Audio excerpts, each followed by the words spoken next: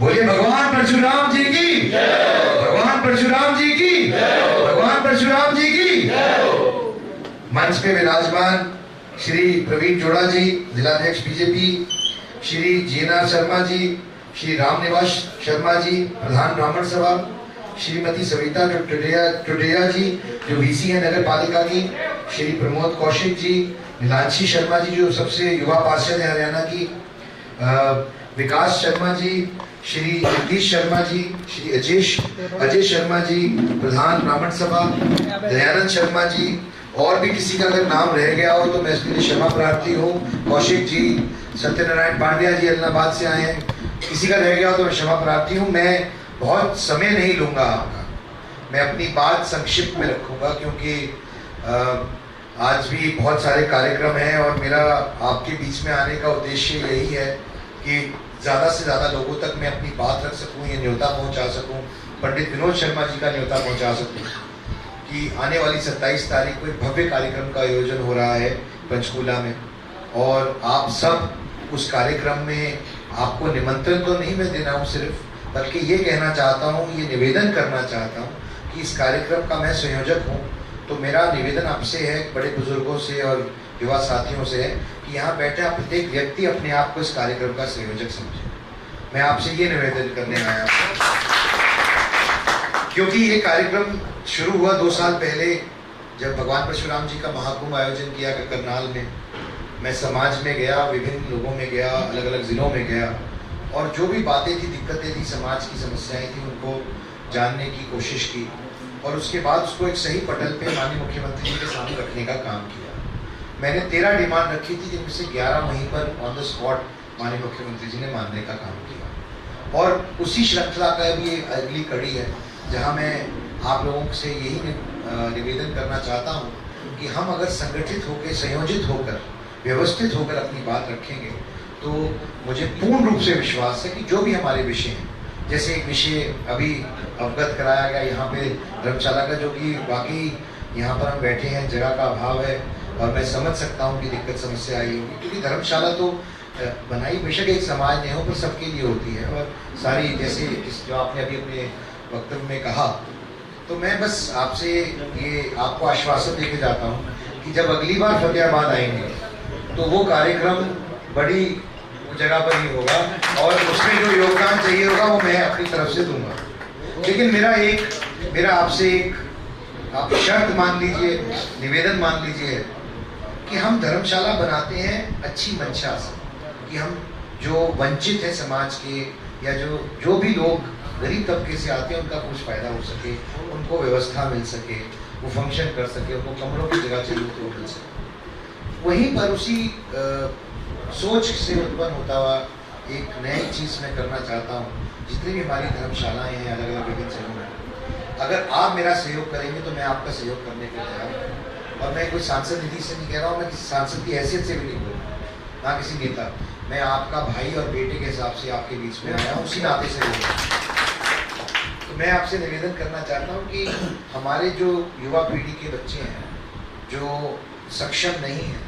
जो गरीब परिवार से आते हैं और शायद उनके पास साधन संसाधनों की कमी है, उनके लिए कोचिंग क्लासेस और प्राइवेट कोचिंग क्लासेस, ताकि IAS, IPS, SCS सर्विसेज के लिए हम उनको तैयार करा सकें। आप एक जगह थोड़ी सी धर्मशाला में से निकाल कर वहाँ पर चिन्हित कर दीजिए, उनको कोचिंग क्लासेस को चलवाना, उसकी व्यवस्था कराने की जिम्मेवारी मेरी है। मैं ये सिर्फ आपके लिए नहीं, हर धर्मशाला में मेरा करने का सपना है, ताकि हम अगर 5-7 बच्चों को हर धर्मशाला में पढ़ा सकें जो ज़रूरतमंद बच्चे हैं, जिनकी ज़रूरत है, तो मुझे लगता है कि आने वाले समय में हर ज़िले से अगर हमारे कुछ ऐसे बच्चे निकल कर आएंगे और कहीं ना कहीं अफसर बनेंगे पढ़ लिख कर, या कोई ऐसी चीज़ कर पाएंगे, सिर्फ ये नहीं कि वो IAS के एग्ज़ाम दे सकते हैं, ICS के दे सकते हैं, और भी है, IIT है, MBA है, और बहुत सारे कार्यक्रम हैं, उनके अंदर भी जा सकते हैं, साइंस के अंदर जा सकते हैं, साइंटिस्ट बन सकते हैं। तो ये एक अच्छी सोच हो के तहत मैं परिवर्तन लाना चाहता हूँ कि हमारे धार्मिक संस्थान जो धर्म से जुड़े हुए हैं और समाज से जुड़े हुए हैं, वो भी अपना काम कर रहे हैं समाज के उत्थान के लिए, उद्धार के लिए, खासकर उस श्रेणी के बच्चों के लिए जिनको उसकी सबसे ज़्यादा ज़रूरत है। तो बहुत तो बनाएंगे, लेकिन ये भी मेरा आपसे निवेदन है अध्यक्ष जी कि इसके ऊपर भी आप चिंता करिए और अगर आप कुछ थोड़ी सी जगह यहाँ करेंगे तो वहाँ क्लासरूम सेटअप करके वो बच्चों को जिनको दिल्ली, कोटा या दूर ना जाना पड़े, यही उनको क्लासेस मिल सके, ऐसी व्यवस्था अगर आप कर पाएंगे तो मैं आपका पूरा सहयोग करूँगा। बस ठीक है, ये हमारा ठीक है, तो आप चिंता छोड़ दीजिए, मेरी जिम्मेवारी है आपका। दूसरी बात, क्योंकि ये कार्यक्रम बहुत ही महत्वपूर्ण कार्यक्रम इसलिए भी है कि लोकतंत्र के अंदर हमें अपनी बात रखने का पटल होना चाहिए, और एक पटल है। और माननीय पंडित विनोद शर्मा जी का भी संदेशा आपके बीच में लेके आया हूँ, वो भी उत्सुकता से आपका इंतजार करेंगे वहाँ पर, क्योंकि उन्होंने मुझे एक बात सिखाई है और मैं एक बात कहना चाहता हूँ। मन से किसी वक्ता ने कहा कि हम आने वाले समय में ये देखते हैं, तो मैं उनको ये कहना चाहता हूँ कि मैं विनोद शर्मा जी से प्रेरित होकर राजनीति में आया हूँ साथी जीवन में, और उन्होंने अपने सामने अपने कार्यकाल में एक बहुत ही अच्छा उदाहरण प्रस्तुत किया है कि आपको किसी पद की दरकार नहीं है। वो केवल एक एमएलए थे जब उन्होंने ईपीबीजी पारित कराया था, वो केवल एक एमएलए थे जब उन्होंने धोली के मालिकाना हक की लड़ाई लड़ी और दिलवाने का काम किया था। तो अगर आपकी नीयत साफ हो, इच्छा शक्ति हो, तो आप समाज के प्रति, छत्तीस बिरादरी के प्रति, और जो समाज में सबसे वंचित हैं उनके प्रति, जो गरीब तबका है उनके प्रति अगर आप संवेदनशील और कुछ करना चाहते हैं तो दृढ़ निश्चय के साथ तो करना संभव है। तो मैं बस यही आपसे निवेदन करना चाहता हूँ, जिस तरीके का प्यार और आशीर्वाद आप सबसे मुझे मिला है, बड़े बुजुर्गों से, युवा साथियों से, माताओं बहनों से, सबसे, प्यारे बच्चों से, यही रिश्ता नाता इसी तरीके से बना रहे, यही कामना करता हूँ। और इसी के लिए ये कार्यक्रम किया जा रहा है ताकि समाज के जो भी प्रबुद्ध होते हैं उनको हम एक पटल पे रख सकें। और मुझे, जैसे मैंने पहले कहा, क्योंकि हरियाणा में इस बार इतिहास बना है, मैं धन्यवाद करना चाहता हूँ माननीय नरेंद्र मोदी जी का भी और भारतीय जनता पार्टी का भी, कि उन्होंने समाज से के सबसे अधिकांश लोगों को इस विधानसभा चुनाव में टिकट देने का काम किया। और मैं धन्यवाद करना चाहता हूँ आप सबों का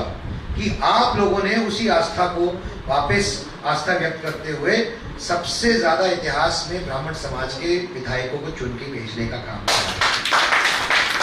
भगवान परशुराम जी किसी एक समुदाय के नहीं, एक समाज के नहीं, छत्तीस बिरादरी के हैं। भगवान किसी एक के नहीं, सबके होते हैं। और जो उनके जीवन की शिक्षा है, जो उनके जीवन का हमें अनुसरण करना चाहिए, सीखना चाहिए, और अपने परिवार में, अपनी अगली पीढ़ी में उसका हमें प्रचार प्रसार करना चाहिए। भगवान परशुराम जी के वंशज होने के नाते ये हमारी जिम्मेवारी भी बनती है कि हम उनकी पैरोकारी करें और उनकी शिक्षा को बढ़ाने का काम करें। क्योंकि भगवान परशुराम जी का वर्णन हर युग में इसलिए मिलता है क्योंकि हर युग में बुराई है और हर युग में अच्छाई और बुराई की लड़ाई होती है, और अच्छाई और बुराई की लड़ाई में जीत अच्छाई की होती है, और यही सार है भगवान परशुराम जी के जीवन में। तो हम कैसे अपनी युवा पीढ़ी को, आने वाली पीढ़ी को इससे अवगत कराएं, वो इसका अनुसरण करें, प्रचार प्रसार करें और वो उसको आगे ले जाने का काम करें, ये भी इस कार्यक्रम का एक उद्देश्य है। तो अब बहुत ज़्यादा समय ना लेते हुए मैं आपसे पुनः निवेदन करना चाहता हूं कि आने वाली 27 तारीख को इस कार्यक्रम को सफल बनाने में सबसे बड़ा योगदान आप सबों का है। आप सब इसके अंदर आएंगे सोचकर कि आप ही इस कार्यक्रम के संयोजक हैं, ऐसा मैं आपको निवेदन करना चाहता हूं। और पुनः एक बात बोल के जा रहा हूं कि आप निश्चिंत रहिए, आप डट के काम करो, मैं आपके साथ हूँ, मेरा पूरा योगदान रहेगा इसको पूरा करने में। जिसने भी कहा कि वे ब्राह्मण पूरा कर पाएंगे कि नहीं, उनको बता देना ब्राह्मण पूरा करेंगे।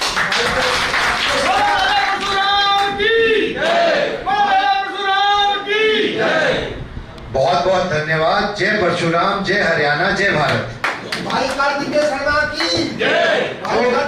जो